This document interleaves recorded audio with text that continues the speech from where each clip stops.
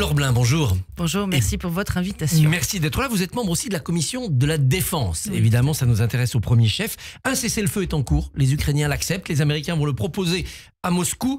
Est-ce que vous y croyez ? Mais écoutez, je crois que oui, bien sûr, il faut aspirer à la paix et il faut aider justement à aller vers cette paix. Et la France, à ce titre-là, a un rôle à jouer et donc doit faire peser toute sa voix pour justement aider les différents interlocuteurs à aller vers cette paix. La balle est dans le camp de la Russie. C'est ce que disent les Américains, c'est ce que reprend Emmanuel Macron sur son tweet. Oui, tout à fait. Est-ce qu'on peut faire confiance aux Russes ? On doit parler à tout le monde. On doit parler aux Américains, on doit parler aux Russes et on doit accompagner tout le monde. Le moment est venu de reparler à Poutine. Il faut parler à tout le monde, à tous les interlocuteurs, parce que le général de Gaulle l'avait fait. Il a considéré que la France avait un rôle à jouer et devait parler à tous les acteurs du monde. Et donc, il faut faire peser notre voix face à ce monde qui est de plus en plus instable et qui, effectivement, va vers une montée en puissance de plusieurs blocs et des affrontements que nous devons absolument éviter parce qu'il en va à la fois de l'intérêt, naturellement, du monde, mais aussi de l'intérêt des Français. Poutine nous a déjà fait le coup, après 2014, d'accepter un cessez-le-feu dans le Donbass, les accords de Minsk. Puis en fait, c'était pour mieux préparer la guerre suivante. Est-ce qu'on n'est pas en train de tomber dans le même piège ? Non, mais Poutine a évidemment des ressources. Il a une stratégie que nous ne connaissons très certainement pas totalement. Et c'est la raison pour laquelle nous devons nous saisir de ce sujet pour pouvoir réarmer notre pays, discuter avec les alliés qui sont les nôtres au sein de l'Union européenne. Hier, il y a eu une grande réunion de chefs d'état-major. J'étais il y a quelques semaines en Roumanie. Nous avons une place à jouer. La présence importante d'un contingent et d'un régiment actuellement français en Roumanie, le long de la plus longue frontière que l'Europe a avec l'Ukraine est très importante. Et donc, à ce titre-là, la dissuasion française joue un rôle primordial. Qu'avez-vous vu en Roumanie ? Des troupes en train de s'entraîner pour repousser des attaques russes ? J'ai vu des hommes et des femmes, des Français, très engagés et résolus à œuvrer à la paix. Et aussi très engagés pour notre nation. Et c'est la raison de leur présence là-bas. Alors, il y a effectivement un aspect d'entraînement, mais qui participe à ce dont je vous parlais, de la dissuasion.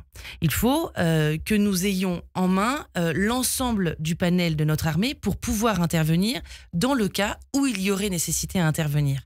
Et donc, à ce titre-là, oui, sur un espace, un camp très grand, ils s'entraînent à toutes les forces d'intervention. Et il y aura d'ailleurs un très grand exercice à l'automne prochain, depuis la France jusqu'à la Roumanie, de manière à assurer un déploiement très rapide à la frontière ukrainienne. Et que vous ont dit les militaires là-bas, les Français en place ? Ils croient au scénario de la guerre avec les Russes ou pour eux c'est juste des manœuvres ? Ah non, ils se préparent à tout. Leur pactage est prêt. Mais eux, ils sont au service de la France et donc ils attendent, ils voient. Nous étions cette semaine-là, juste après les déclarations américaines du vice-président américain. Et donc, c'est vrai qu'il y a une attente forte de nos militaires pour réaffirmer la puissance qui est la nôtre. Et d'ailleurs, de la même manière, les autorités roumaines nous l'ont rappelé, il faut aussi que nous fassions bloc au sein de l'Union européenne. Et donc, nous avons redit, nous, en tant que parlementaires français, combien nous avons la chance d'avoir économiquement une industrie de défense qui est véritablement importante et qui peut aider justement aussi au maintien de la paix. Mais est-ce qu'on est capable, par l'industrie, par les militaires, de bâtir cette défense européenne, maintenant que les Américains s'éloignent de l'Europe ? Il y a quelques temps, le général de Villiers disait que l'armée, notre armée française, était désarmée. Il y a eu plusieurs lois qui ont renforcé les budgets de la défense. On est à 50 milliards. Mais force est de constater qu'aujourd'hui, si les troupes américaines, ou en tout cas si les Américains se retirent notamment du dispositif de l'OTAN, il n'y a pas nécessairement l'ensemble des moyens pour pouvoir assurer et remplacer, à tout le moins, les Américains. Et donc c'est la raison pour laquelle, en France, nous avons cet intérêt, et cet impératif même, je dirais, de replacer le débat au niveau auquel il doit être. C'est-à-dire que, oui, nous devons naturellement réarmer nos militaires, réarmer notre défense nationale. Mais nous devons aussi réfléchir au niveau national à nos priorités. Parce qu'avec un tel niveau d'endettement, On ne peut pas dire, en fermant les yeux, nous allons augmenter le budget de la défense, alors que nos dépenses, et notamment sociales, sont très importantes. Donc, et grèvent nos budgets. C'est là qu'il faut travailler. Il faut travailler, oui. Baisser les dépenses sociales plutôt que de s'endetter ou de mobiliser l'épargne des Français. Ah, mais je pense que s'endetter serait purement une aberration. On n'en a plus les moyens, on n'en a plus la capacité. Mais on a 600 milliards, dangereux, d'ailleurs. On a 600 milliards d'épargne des Français. On a l'épargne, mais je crois que on peut réfléchir. Et d'ailleurs, je crois voir, mais bon, j'espère que ce ne sera pas toujours vers la même direction, c'est-à-dire une augmentation de la fiscalité, ce contre quoi nous sommes particulièrement engagés au sein de la droite Macron a dit non. Républicaine. Mieux vaut attendre la réalité des faits. Nous, ce que nous disons à la droite républicaine, c'est qu'il faut naturellement accompagner notre défense, mais il faut aussi et surtout faire des économies. Aujourd'hui, indéniablement, nous sommes face au mur et nous devons trancher dans les dépenses qui sont superfétatoires ou en tout cas qui n'apportent aucune plus-value. Aujourd'hui, nous dépensons énormément d'argent public alors que, par exemple, sur les dépenses sociales, nous dévalorisons le travail. Voilà, il faut aujourd'hui clairement valoriser la France qui travaille, ça c'est important, pour redonner du pouvoir d'achat et pas le subventionner, parce qu'aujourd'hui, on pense en permanence à la dépense publique supplémentaire et encore une fois, nous n'en avons plus les moyens. Oui. Emmanuel Macron est-il un va-t-en-guerre, comme on l'entend chez Marine Le Pen, mais aussi chez certains gaullistes? Emmanuel Macron, c'est le chef des armées. Donc, lui... Et je pense qu'il devrait tirer les enseignements de l'histoire de la France, et notamment de l'attitude qu'a eu le général de Gaulle. Il doit aspirer à instaurer cette paix dans le monde. Et donc, même s'il est le chef des armées, il doit à la fois porter un pays, notre nation, mais il doit aussi, en discutant encore une fois avec tout le monde, être un acteur de la paix. Sébastien Lecornu, est-il un bon ministre de la Défense ? Écoutez, Sébastien Lecornu, oui, a porté notamment un certain nombre de sujets, notamment dans l'augmentation des dépenses militaires. Et effectivement, aujourd'hui, il porte nos armées de manière honorable. On entend aussi à droite avec François Fillon, à l'extrême droite avec Marine Le Pen, le premier danger, ce n'est pas la Russie, Macron nous trompe, c'est le terrorisme islamiste. On a des dangers qui nous guettent sur le territoire national. Il y a l'aspect international avec cette guerre en Ukraine, et donc ce bloc américain, ce bloc russe, pour faire très clair. Mais nous ne devons pas ignorer non plus notre sécurité nationale. Et évidemment qu'aujourd'hui, l'islamisme est une menace pour notre pays. Et quand je vous dis que le chef de l'État doit être un acteur de la paix, il doit aussi participer à assainir les relations que nous avons avec certains pays qui ont une tendance à nous humilier, et nous en avons malheureusement encore eu un exemple très récent. Et vous pensez à l'Algérie? Et je pense naturellement à l'Algérie. Que disent les Républicains sur le cas algérien? Bruno Retailleau est très ferme, mais c'est pas lui qui décide. Bruno Retailleau œuvre justement à ce que la France soit respectée. Et c'est tout à fait louable, et nous sommes totalement, avec les députés de la droite républicaine, derrière lui. Aujourd'hui, il y a un certain nombre de choses qui l'en empêchent, et notamment cette contradiction avec le président de la République, parce que si Bruno Retailleau a dit, et très bien, le président de la République, lui, semble plutôt ménager les rapports diplomatiques avec l'Algérie. Mais encore hier, nous ne pouvons pas continuer à nous faire bafouer et se voir ramener en France des personnes qui n'ont aucune vocation à rester sur notre territoire national.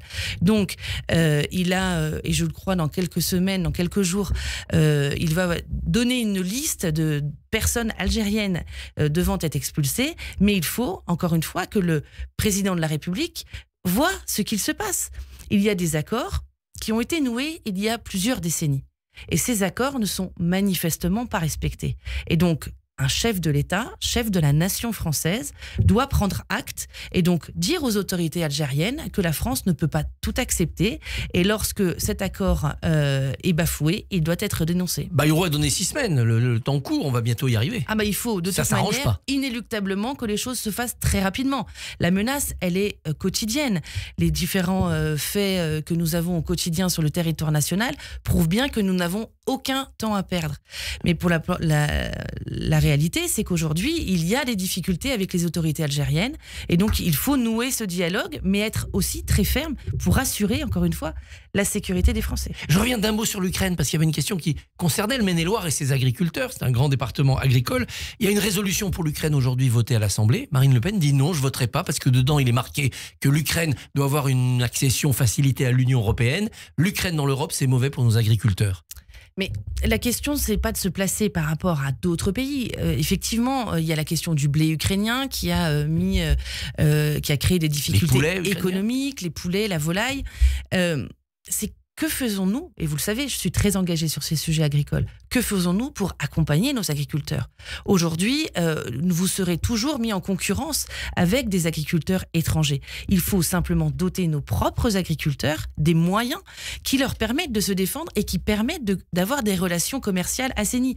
Lorsque vous avez eu des surtranspositions qui s'imposent aux agriculteurs français et qui donc menacent nos exploitations, c'est purement nocif pour la pérennité de notre souveraineté alimentaire. Et donc, c'est à ce niveau-là qu'il faut placer le débat et non se mettre en concurrence face aux comportements économiques que peuvent avoir les autres pays. La bataille continue discrètement, pacifiquement entre Bruno Retailleau et Laurent Wauquiez. Comment vous sentez le terrain? D'abord vous, est-ce que vous avez choisi votre champion? Est-ce que vous faites campagne pour lui?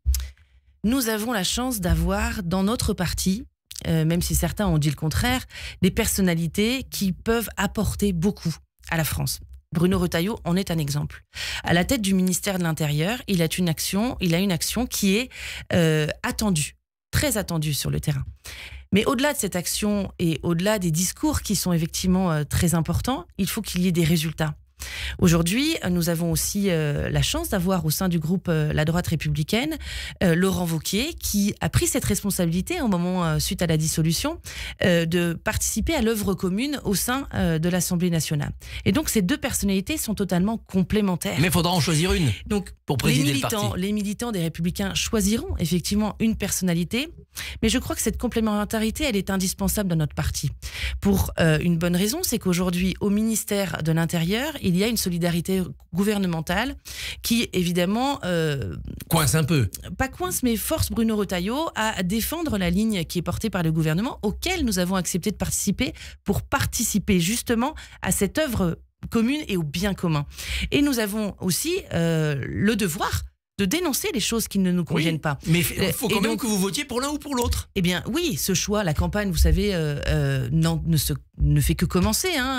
Le vote les candidatures s'établissent petit à petit. Les militants sont en train de parrainer l'un ou l'autre des candidats. Donc les choses se font petit à petit, mais se feront en interne au sein du parti. Parce que, avant tout, ce qui est important pour notre pays, c'est d'avoir des partis politiques qui soient forts. Et donc, il faut refaire, et je le crois profondément, du Parti Les Républicains un vrai parti militant qui répond aux attentes. Et donc, il y a l'aspect régalien, largement porté par le ministre de l'Intérieur, mais aussi un aspect de valorisation du travail qui est aussi très largement porté par le groupe La Droite Républicaine avec les collègues à l'Assemblée. Anne Lorblin, merci, bonne journée. Merci.